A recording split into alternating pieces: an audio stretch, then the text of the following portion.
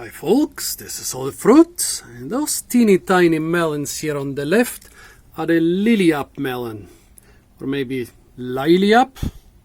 Well, this year, just like last year, was a year for fancy melons in Germany with dozens of new varieties I haven't met before, and one of it is the Liliup.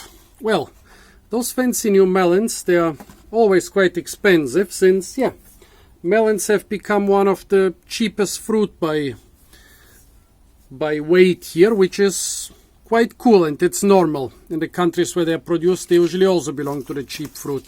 And so producers are trying to implement new marketing strategies and breed some slightly different melons to sell them for an incredible price. So this Liliup melon, it's being sold by Jimbo Fruit, the same company that's also breeding and marketing the Jimby melon.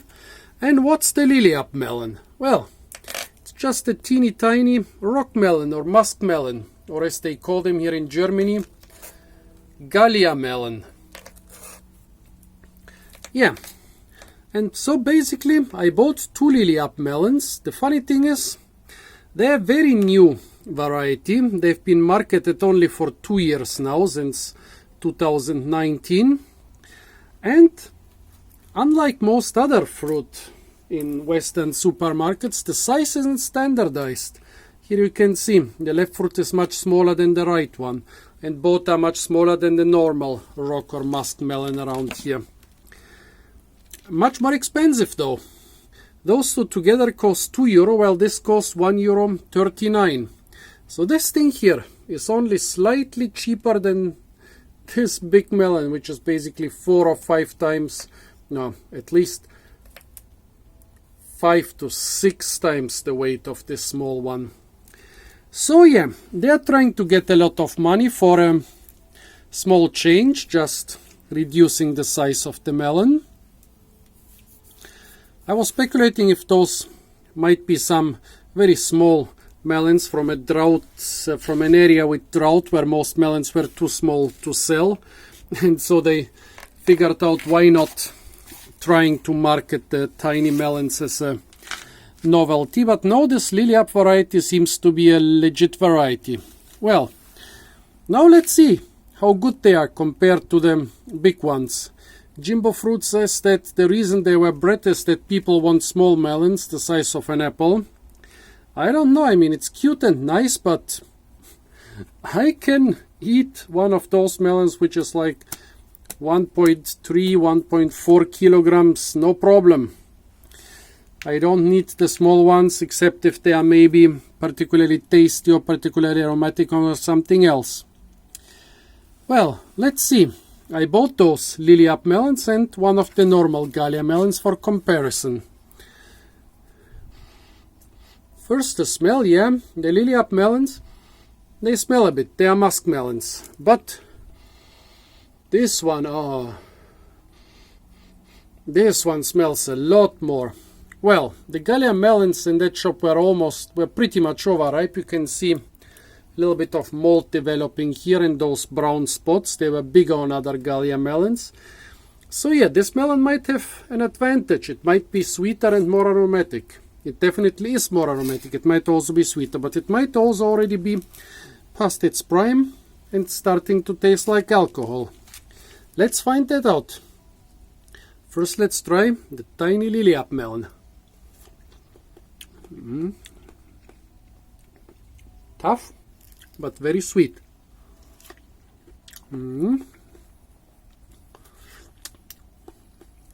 Not bad.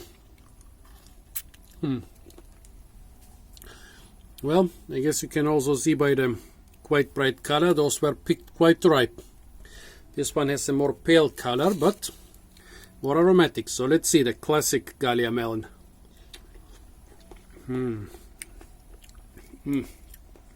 Softer and more aromatic, but not particularly sweet.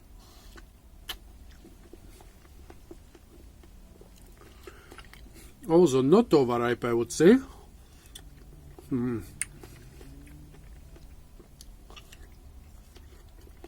Yeah. Definitely not overripe. Not super sweet, and also no alcohol flavor, which is often a sign that those melons are already overripe and starting to ferment.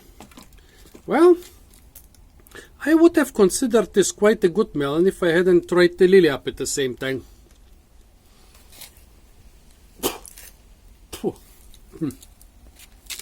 In this one, I don't like the flavor so much. It's strong, but not so good. The Liliup,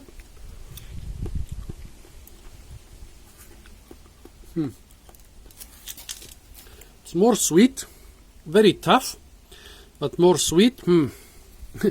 Maybe you could cross them both and take a little bit of the toughness of this one, introduce a bit more of the tenderness and flavor of this one, but retain the sweetness of this one. Well, it being very sweet again seems to be kind of a hint that those might be underwatered, and that's why they were so small. The reticulation is quite interesting here, yeah. This one is almost like a piece of art, while this is a bit more everyday. Yeah, this is like really bright yellow with those, yeah, the skin cracking open and the cracks being repaired in such a way that the skin in the cracks is higher. Well, I wasn't so convinced by that Liliup melon, but now I see it has its advantages. It has, yeah. Well, being tough, okay, maybe better for transporting it, but this is still tough enough to take it on a day trip, so I don't see the toughness as a big advantage. It's sweeter than the average Gallia, it seems, so that's a good thing. Maybe this was just picked underripe, you never know, especially with melons.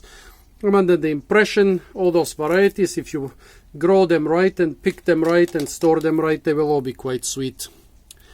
So yeah, for now, despite all my doubts, the Liliup, basically, yeah, it's a good melon. Not that the Gallia is a bad melon, but this one is basically, yeah, not very sweet, and also the flavor without the sweetness, it was a little bit too much. So yeah, folks, I'm quite convinced by this Liliup right now. I don't know if I'm gonna buy it.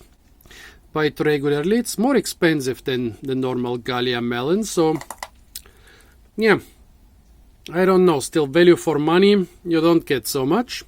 But yeah, sweet enough. So folks, please buy some Liliup melon somewhere. Try it. Maybe compare it to a classic Gallia melon. Oh, by the way, all those fruit were grown in Spain. The Liliup as well as the Gallia. Yeah, tell me your opinion about the Liliup melon. Stay tuned for a lot more fruit videos from the beautiful supermarkets of Germany. And don't forget to like, share, comment, and subscribe.